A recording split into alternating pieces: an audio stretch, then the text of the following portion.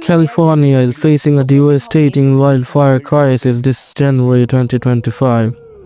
The Los Angeles has already burned over 26,000 of acres, forcing over 200,000 residents to evacuate. And tragically, at least 24 lives have been lost, with thousands of structures destroyed.